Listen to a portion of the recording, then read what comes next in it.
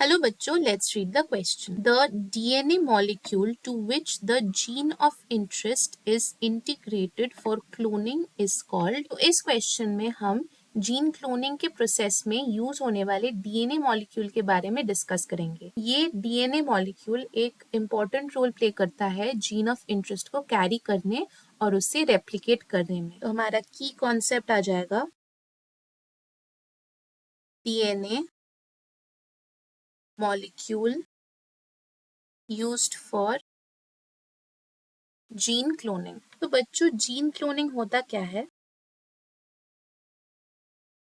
Gene cloning एक technique है जिसमें एक स्पेसिफिक जीन, इस स्पेसिफिक जीन को आइसोलेट करके उसे रेप्लिकेट किया जाता है।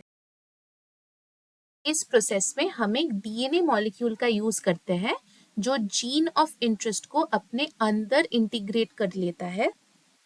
DNA molecule integrates gene of interest or GOI, gene of interest, और फिर क्या करता है? फिर उस जीन को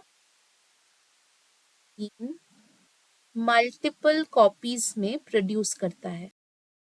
अब चलिए ऑप्शंस को एनालाइज करते हैं। पहला ऑप्शन है वेक्टर। वेक्टर वो डीएनए मॉलिक्यूल होता है जो जीन ऑफ इंटरेस्ट को अपने अंदर इंटीग्रेट करता है और होस्ट सेल में इंट्रोड्यूस करता है। Introduce in host cell. Vector एक कैरियर की तरह काम करता है जिसमें कॉमनली प्लाज्मिड्स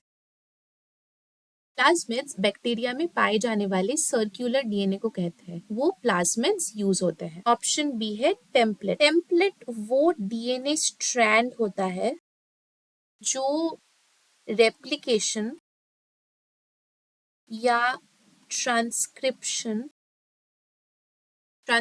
के ड्यूरिंग यूज होता है, लेकिन ये जीन क्लोनिंग के लिए स्पेसिफिक डीएनए मॉलिक्यूल नहीं होता। हमारा तीसरा ऑप्शन है कैरियर। कैरियर एक जनरल टर्म है जो किसी भी सब्सटेंस या मॉलिक्यूल को डिस्क्राइब कर सकता है जो कुछ कैरी कर रहा हो, लेकिन जीन क्लोनिंग के कॉन्टेक्स्ट में हम इसे वेक्टर के नाम से जानते हैं। और लास्ट ऑप्शन है ट्रांसफॉर्मर। ट्रांसफॉर्मर का यहाँ पर कोई स्पेसिफिक बायोलॉजिकल रोल नहीं है, ये टर्म जीन क्लोनिंग के कॉन्टेक्स्ट में यूज नहीं होता, तो ये ऑप्शन बिल्कुल भी गलत हो गया। तो हमारा करेक्ट आंसर आ गया वेक्टर, क्योंकि वेक्टर ही वो डीएनए मॉलिक्यूल है जिसमें जीन ऑफ इंटरेस्ट को इंटीग्रेट करके होस्ट सेल में इंट्रोड्यूस किया जाता है for cloning purposes. So our correct option is option A. I hope you understood the concept. Thank you and all the best.